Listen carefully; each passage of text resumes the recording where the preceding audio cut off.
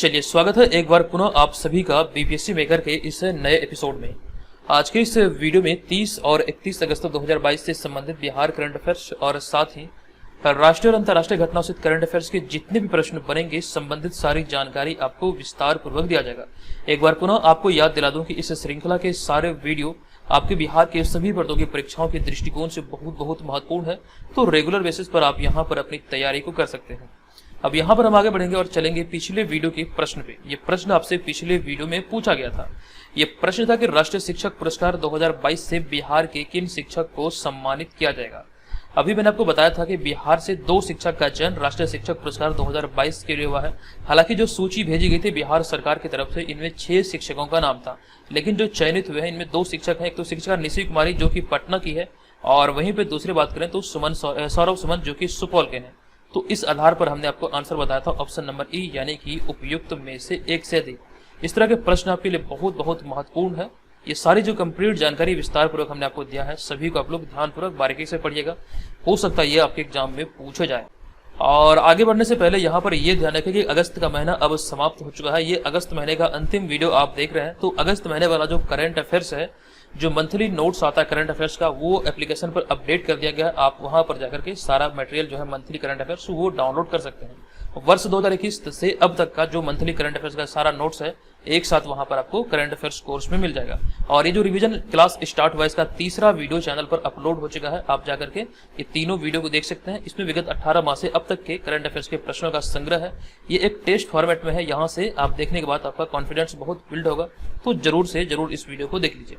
चलिए अब यहाँ पर हम चलेंगे आज के इस वीडियो के पहले प्रश्न पे।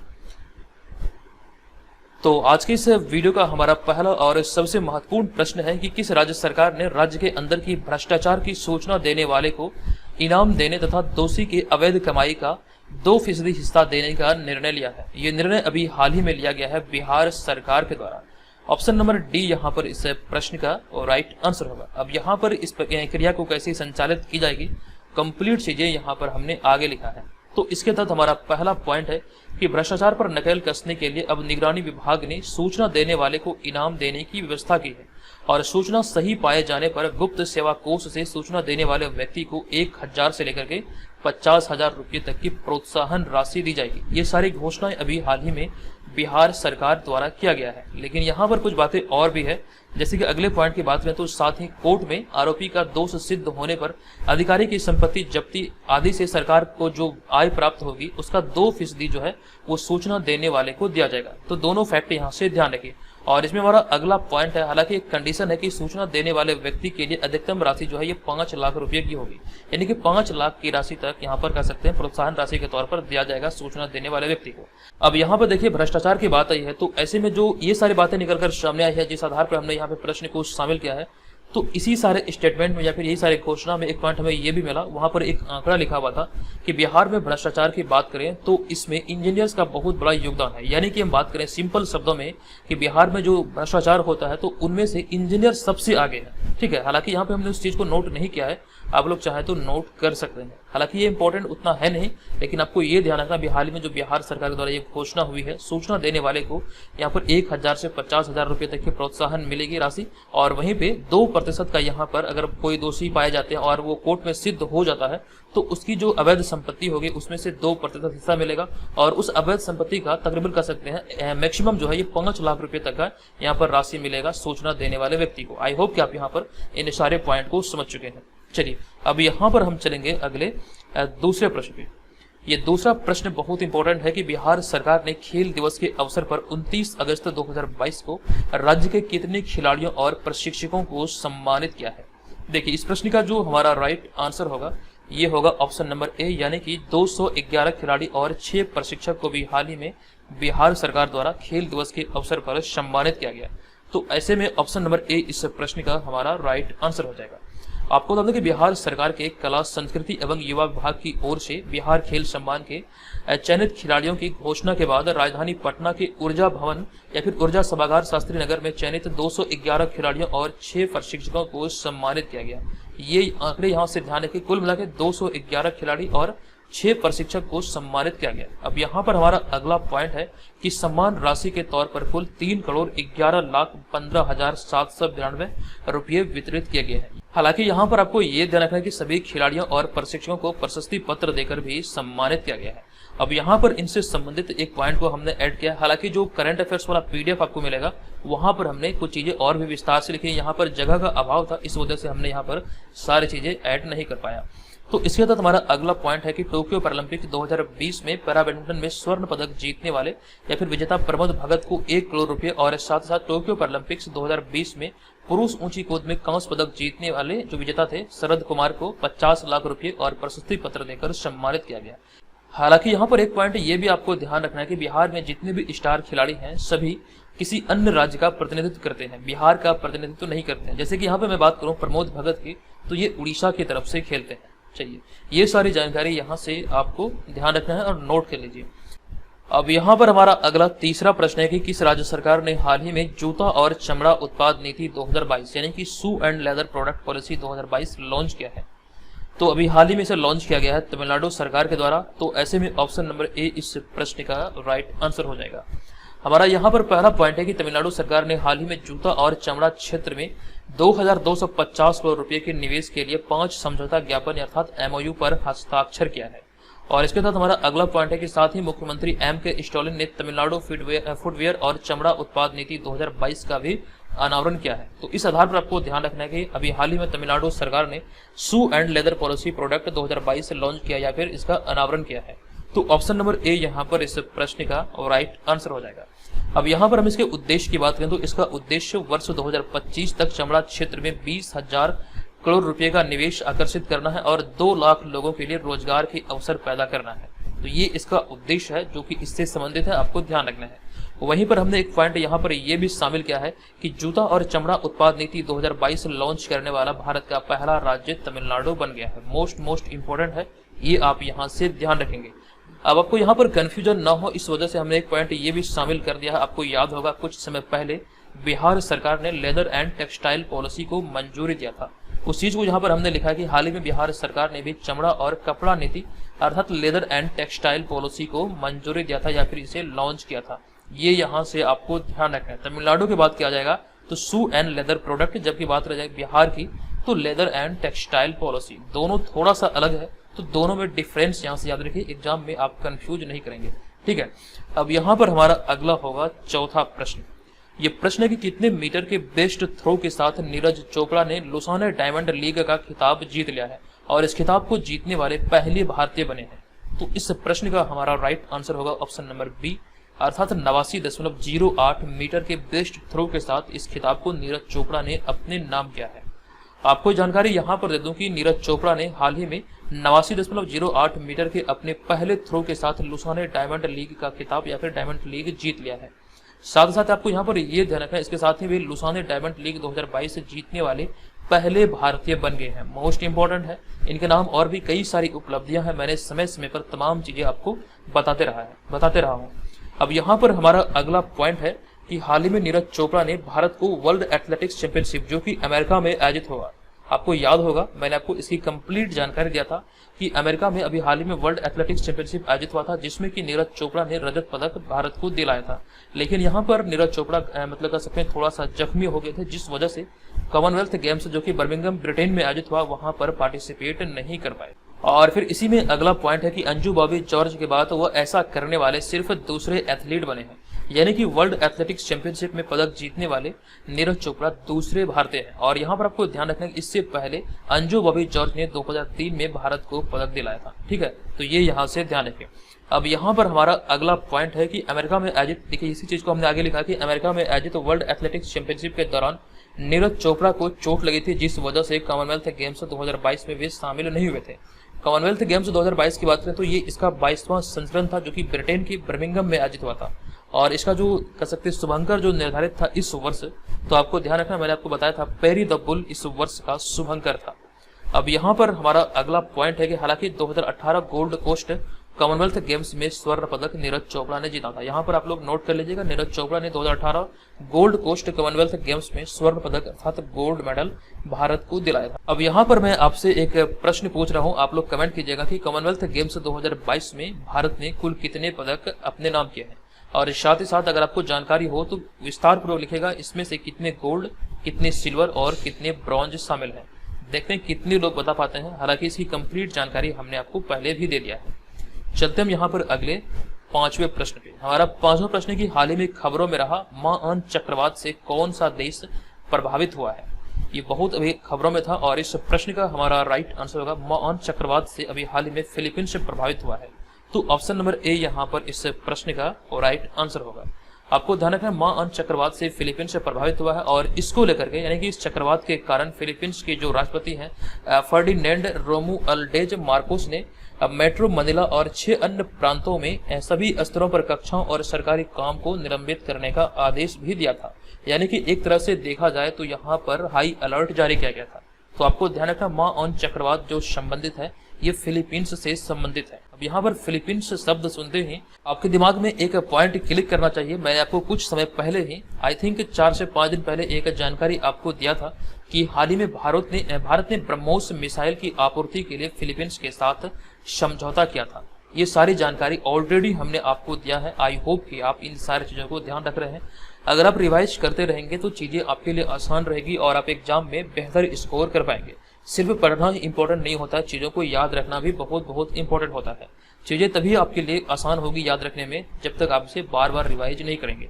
करंट अफेयर्स के प्रश्न को अगर आप 3 से 4 बार देख लेते हैं तो ये आपको याद हो जाता है। ऐसा मेरा मानना है कि चीजें आपको लंबे समय तक के लिए याद रहता है। एक बार पढ़ने से ये होता है कि आप लंबे समय तक याद नहीं रख सकते हैं, लेकिन उसी चीज को क्रमशः 3 से 4 बार अगर पढ़ते हैं तो ऐसे में वो चीजें आपके दिमाग में सेट होती है और ये लंबे समय तक याद रहता है। तो कोशिश कीजिए कि रिवाइज भी करते रहें जिससे कि आपको बेहतर रिजल्ट मिल सके। ठीक है, अगला प्रश्न है कि निम्नलिखित में से कौन भारतीय जूडो खिलाड़ी वर्ल्ड कैडेट जूडो चैंपियनशिप में गोल्ड मेडल जीतने वाली पहली जूडोका बनी है।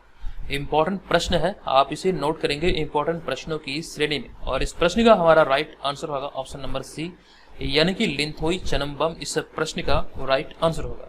आपको यहाँ पर सम्मिलित सारी जानकारी दे दूं। हमारा पहला पॉइंट है कि हाल ही में 15 वर्षीय जूडो खिलाड़ी लिंथोई चनम्बम ने बोस्निया हर्जेगोविना के साराजेवो में वर्ल्ड कैडेट जूडो चैंपियनशिप में गोल्ड मेडल जीत देश का नाम रोशन किया है। ये यहाँ से ध्यान रखें, ये प्रतियोगिता कहाँ आयोजित हुई थी और इसे अभी हाल ही में जो गोल्ड मेडल जीता है ये लिंथोई चनम्बम ने अपने नाम किया है। और इसके साथ ही यहाँ पर आपको ध्यान रखना है कि वे वर्ल्ड चैंपियनशिप में मेडल जीतने वाली पहली भारतीय जुडोका बन गई है। ये यहाँ से नोट कर लीजिएगा। और साथ ही साथ यहाँ पर हमने अगले पॉइंट में लिखा है कि उन्होंने ब्राजील के बियांका रेस को हराकर 57 किलोग्राम भार वर्ग में गोल्ड मेडल हासिल किया है। इंपॉर्टेंट पॉइंट है।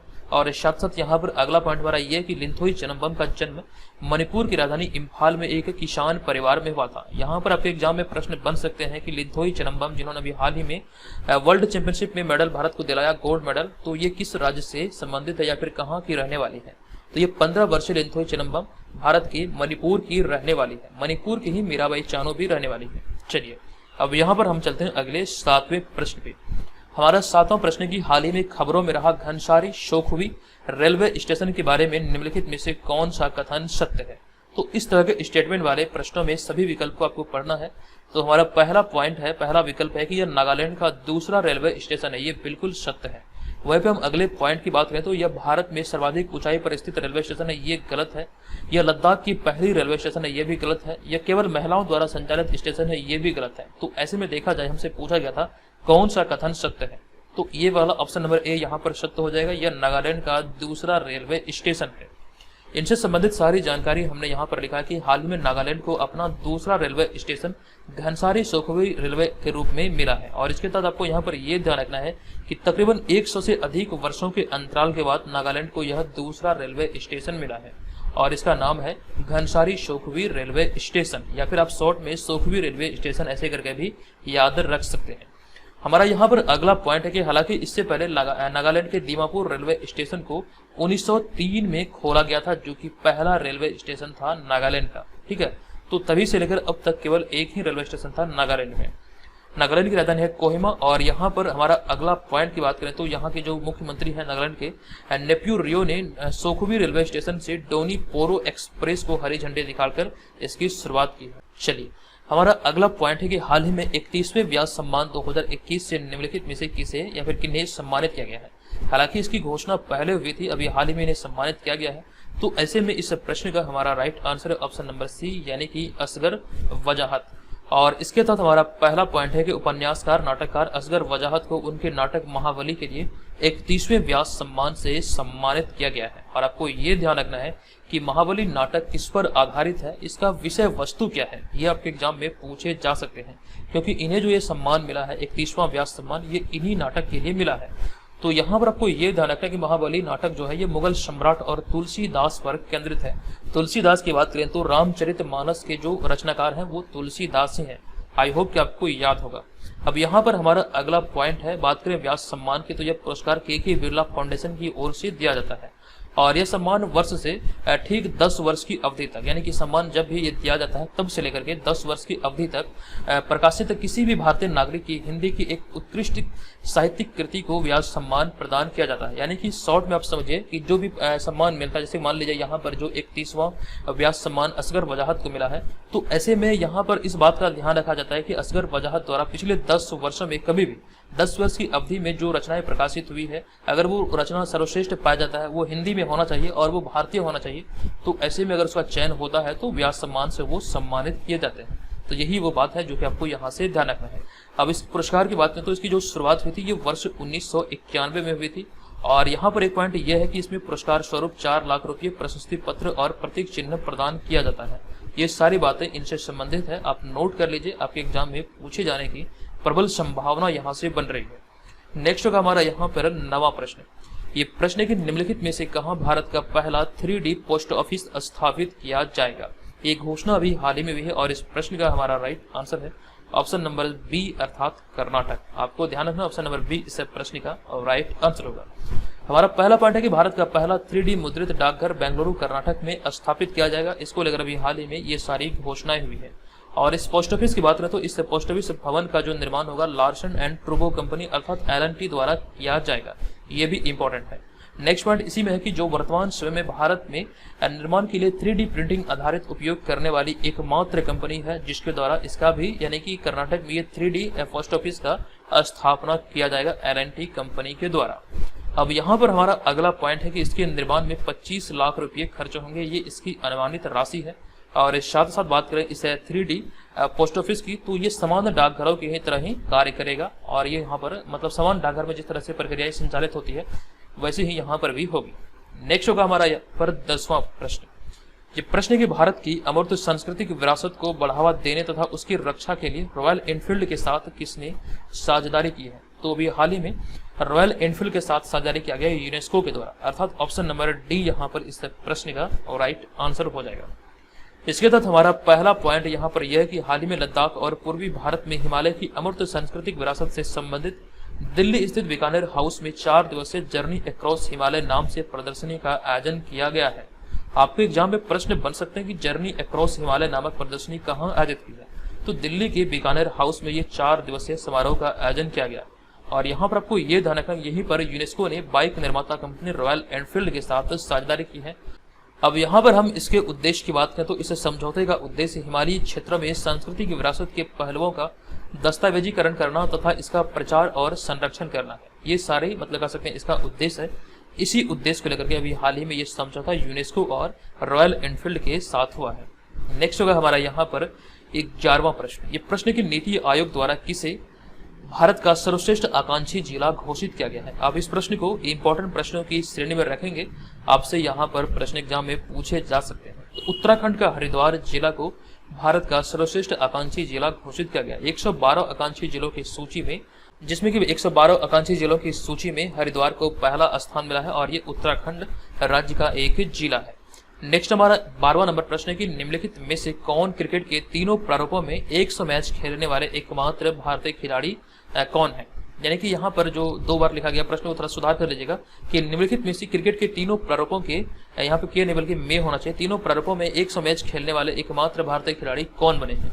तो ऐसे में इस प्रश्न का हमारा राइट आंसर होगा ऑप्शन नंबर डी, अर्थात विराट कोहली। ये उपलब्धि विराट कोहली के नाम अभी हाल ही में दर्ज हुई है और ऐसे दूसरे खिलाड़ी बने हैं।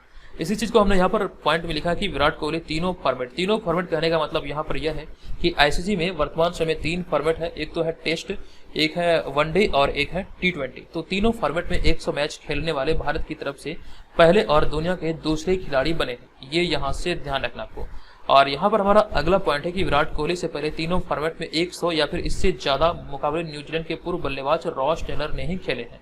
तो ये यहाँ पर आंकड़े हैं, आपको ध्यान रखना है। हालांकि यहाँ पर एक चीज मैं आपको ये बता दूं, अगर हम बात करें 100 T20 मैच की, तो 100 T20 मैच का जो आंकड़ा सबसे पहले अगर भारतीयों के दृष्टिकोण से देखें तो रोहित शर्मा ने पूरा किया था। लेकिन यहाँ पे तीनों फॉर्मेट की बात किया जा रहा है, तो तीनों फॉर्मेट में 100 मैच का जो आंकड़ा है पूरा करने वाला पहला खिलाड़ी बना है भारत के दृष्टिकोण से विराट कोहली। लेकिन वहीं पे विश्व पर बात करें, विश्व पटल पर, तो दूसरे खिलाड़ी बने और पहले खिलाड़ी थे ये न्यूजीलैंड के पूर्व बल्लेबाज रॉस टेलर। तो इतनी सारी संबंधित जानकारी यहाँ से नोट कर लीजिए। और जो लोग घर बैठे 61 बीपीएससी प्रीलिम्स एग्जाम की तैयारी में लगे हैं, तो आप हमारे टेस्ट सीरीज को बीपीएससी मेकर ऐप के थ्रू ज्वाइन कर सकते हैं। यहाँ पर 50 प्रैक्टिस सेट की एक श्रृंखला चल रही है जो कि आपके लिए बहुत इंपॉर्टेंट है। और यहाँ पर आपको ये ध्यान रखना है, ये केवल और केवल आपके लिए 99 रुपये में उपलब्ध है। ये ऑफर पीरियड में आपसे ज्वाइन करके चीजों को बेहतर तरीके से तैयार कर सकते हैं। यहाँ पर टेस्ट सीरीज को ज्वाइन करने का फायदा ये होने वाला है कि आपको अपनी तैयारी का आकलन हो जाएगा। चलिए अब यहाँ पर हम चलेंगे आज के इस वीडियो के प्रश्न की ओर। तो आज के इस वीडियो का हमारा प्रश्न है कि निम्नलिखित में से किस देश के पूर्व चांसलर एंजेला मर्केल को यूनेस्को शांति पुरस्कार 2022 से सम्मानित किया गया है। इससे संबंधित हमने सारी जानकारी आपको विस्तार पूर्वक दिया था। बताएं इस प्रश्न का तो राइट आंसर क्या होगा। तो दोस्तों आज के इस वीडियो में इतना ही, मिलेंगे नेक्स्ट वीडियो में, तब तक के लिए धन्यवाद, जय हिंद।